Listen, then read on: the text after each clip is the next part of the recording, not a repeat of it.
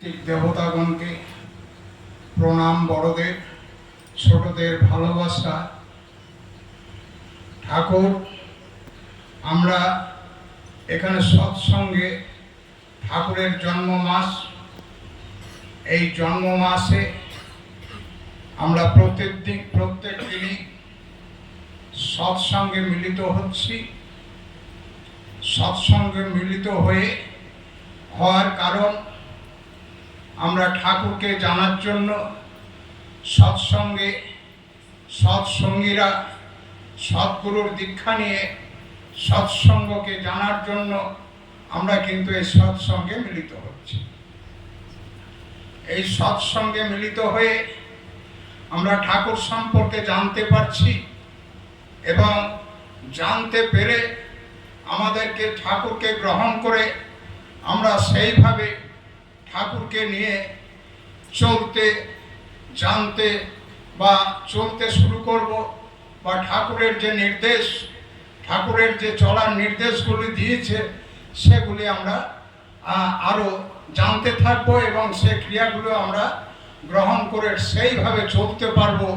তবেই কিন্তু এই যে ধর্মে গ্লানি বা ধর্ম মধ্যে যে গ্লানি ঢুকেছে সেগুলো কিন্তু মুক্তি পাবে, আমরা ঠিকমতো ধর্মের পথে এগোতে পারবো।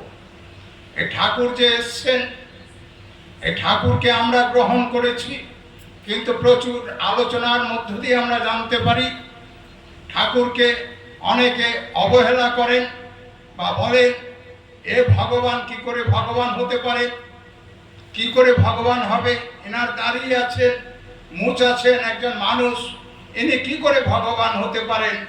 এটা নিয়ে কিন্তু প্রচুর মতভেদ এবং মানুষের মধ্যে আলোচনা আমরা লক্ষ্য করছি। ইনি কোনো মতে ঠাকুর হতে পারেন না। কিন্তু এই যে রাম, কৃষ্ণ, বুদ্ধ, যিশু যুগে যুগে যে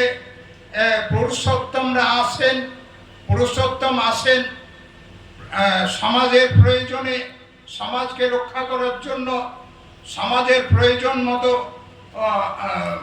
আসেন। আমাদের ঠাকুর অনুকূলচন্দ্র এসছেন কল্কি অবতার,